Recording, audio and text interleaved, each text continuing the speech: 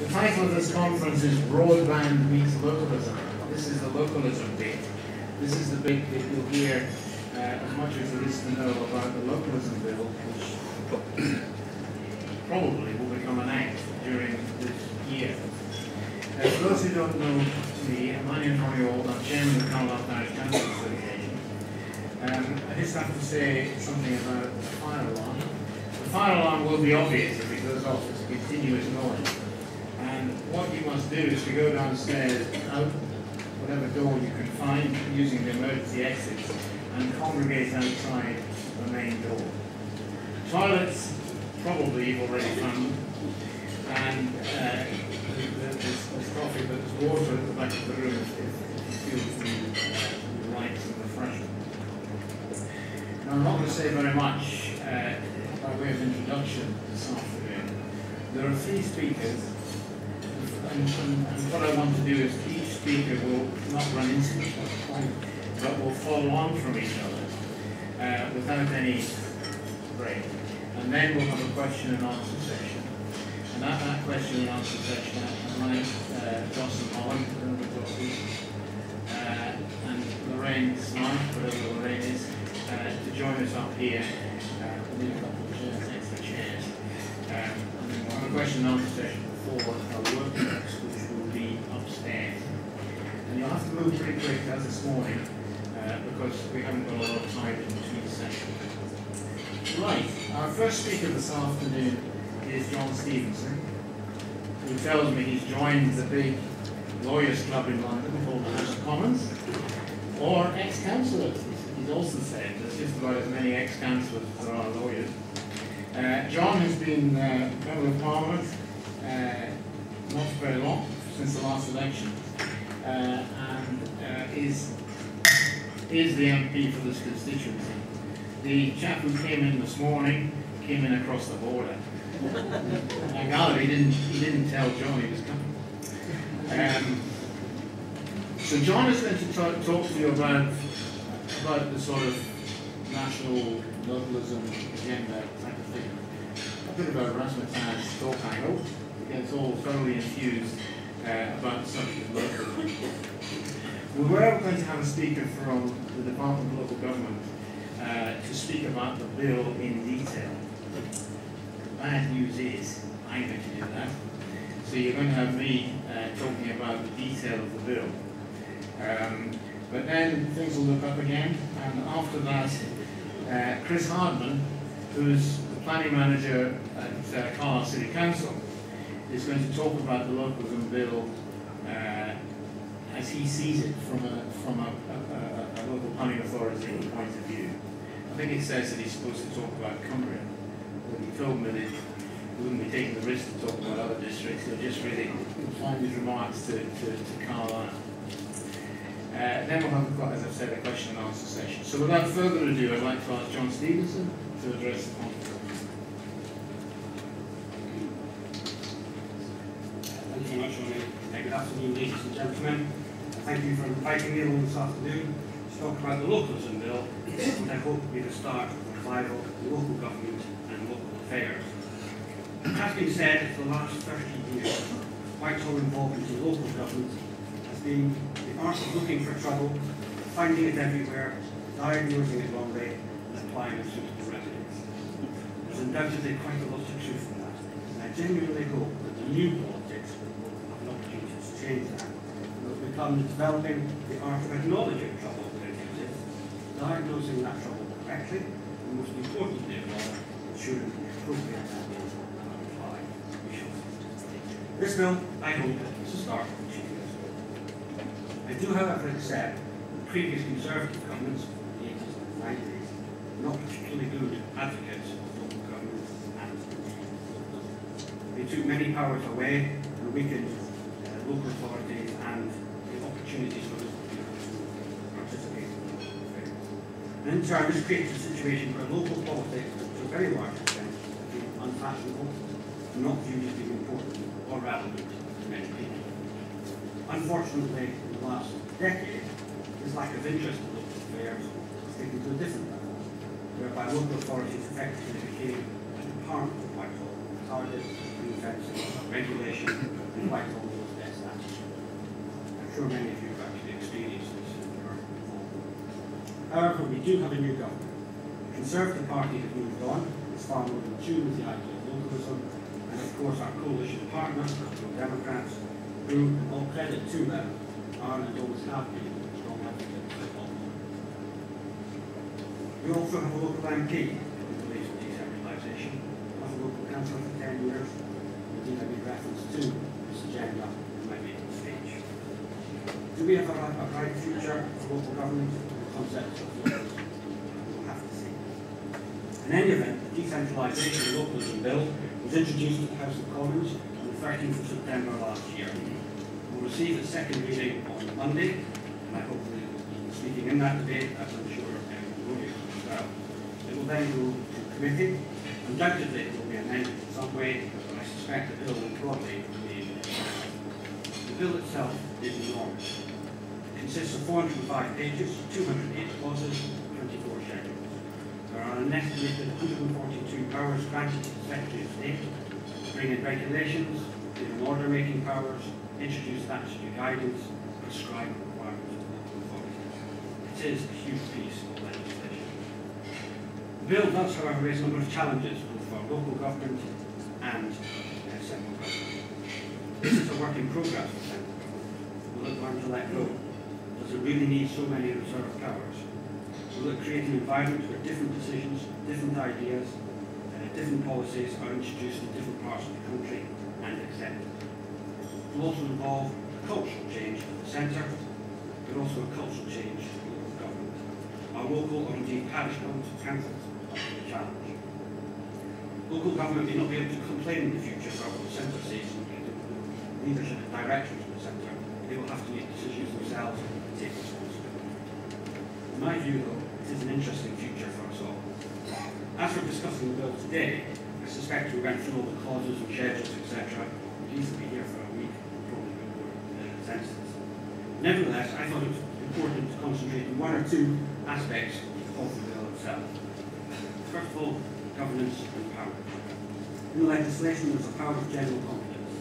This does state that local authorities have the power to act as an individual, although there are certain boundaries and limitations to this power.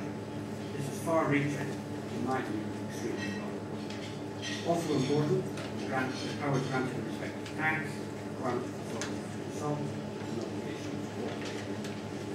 slightly going away from the bill itself, the company will get a new homes bonus. Therefore, for each new home that is built, the authority will get a community charge from central government for a period of 6 years. In my view, this is simply an incentive to councils to increase house building. Nevertheless, it does give councils an opportunity to create an income stream. Then business rates, there's two elements of this. In the bill, we're creating an opportunity for councils to have a degree of discretion with regards to business rates, and it's also business rate supplement, which would allow creation of additional revenue from businesses for certain rewards. Obviously, the domestic council tax will still remain the primary source of revenue for councils, but if they wish to raise large amounts over and above the amounts that the government would be willing to allow, there will be an opportunity for a referendum. It would be a binding referendum, and if it was accepted, say the council would be able to charge a higher council tax rate. Rejected, we have to a different council. There's also the new power to cooperate between councils, and this will include parish councils. I must confess that this is a slightly interesting idea, given the relations between many councils in this county. So it'll be interesting to see if they can be adapted. Finally, there's also reference to elected mayors. And as many of you know, this is an issue in which I have a very keen interest. I therefore welcome the potential introduction of 12 new mayors in major cities of our country. I believe this is long overdue. I would also like this opportunity to be extended to all authorities. I've long believed that an elected mayor could give real leadership and direction to places such as Carlisle and Cumbria. However, I fully accept a local referendum will have to decide the issue. I do believe that every council should at least be given, or every elector should at least be given the opportunity to pass judgment on this form of government. Unfortunately, here in Cumbria, local politicians are not so keen. Reform is not just about granting powers, though, or changing the balance of power. It can also be about the repeal repeal and abolition of powers and organisations. So I therefore very much welcome the abolition of the NWDA, the RDAs, the abolition of regional government, the ending of the standards board regime, scrapping of regional strategies, scrapping of the bin tax scheme, and also the change which allows councillors to express views and vote on matters without being accused of full determination. Second major issue is community empowerment. This is a real change and an opportunity for communities, and in particular, parish councils to get really involved. This is about local people making local decisions which directly affect their local communities. Within that, there will be local referendums. This, in my view, does have limitations, because without the exception of the council tax referendum, they are not binding. Nevertheless, the power to influence should not be underestimated. It would be a very brave council indeed with know the results of the referendum, especially if they've been supported in the overwhelming majority of the electorate. Having said that, I do question how often such referendums will be used. The threshold is 5% of the electorate. Interestingly, there is power reserved to the Secretary of State to bring in regulations to extend this provision to holding referendum to parish councils. There's also the right, community right to challenge. I'm sure we'll cover this in greater detail. The community asset value. This is a requirement of local authorities to compile a list of certain assets. Once on the list, the owners would have to satisfy certain conditions before selling. And this does give the opportunity to local communities to purchase properties that may be under threat. Planning, which I'm sure there's great detail on, again, is another opportunity for parish councils and local authorities. Within that, there's a duty to cooperate between councils and other bodies. There's the introduction of local development schemes, effectively the new local plan with greater significance in my view. Community infrastructure levy, that to a certain extent already exists, we'll start expanding on that. And probably most importantly to yourselves, neighbourhood planning orders. And this is where, in my view, parish councils can take a lead. There's also the community right to build. This is a special provision for a particular type of neighbourhood development, providing for community-led, site-specific development. As I mentioned at the outset, I only really want to touch on parts of the bill and only in a superficial way. I'm sure the details will come up later and in your discussions this afternoon. I fully accept that this piece of legislation is not perfect. Quite clearly, there will be issues with flow forward. The obvious example, in my view, is the number of powers reserved for the Secretary of State. I also see this legislation very much as a work in progress. As I would actually like to see further powers given to local authorities, I hope that we will do that in due course. And there's also the very fundamental issue of how local government and indeed parish councils should be funded. I do believe that the government next week will also announce a review of how local government is funded. It will be very interesting to see what comes out of that with regard to business rates, or whether or not to look for other revenue raising ways for local government to raise their funds. I think that's a fundamental issue for the independence of government. Nevertheless, this is an exciting time for those who believe in localism. It's a chance for local government and local people to take more of a lead. There is provision for more enhanced local parish councils, and a chance for local people to have a serious ability to influence communities. Too long, government has centralised, believing that one policy fits all, and that they know best. Devolving power will undoubtedly create anomalies, different parts of the country, different problems, and issues requiring their own individual solutions. Power is being returned to local authorities and local communities, but will also come with greater responsibility. I believe that councils and neighbourhoods who embrace this legislation, take on responsibility, who have the vision for their area in which they live and work, then they can really make a great difference. There is, however, I accept the downside to this legislation. Maybe councils, communities, local leaders who do not take up the opportunities, who cannot see how they can make their communities a new world, and instead become overly cautious and effectively curtail development and improvement. This is a great challenge. To be entirely honest, Parallel Cumbria will always take it as opportunity, but it must not fail this time. I will conclude with leaving a challenge to you all here today. Quite clearly, you are leaders in your community. Quite clearly, you want to get involved, and you'll be here this afternoon. I suspect many of you are very supportive of this legislation. You need to decide that you are going to take the challenge of this new agenda. I firmly believe that local people should be making decisions about their community. Yes, they will get things wrong at times, but we have huge opportunities to see our communities develop positively. I, as your local MP, am here to support, encourage and do what it takes to see this agenda prosper.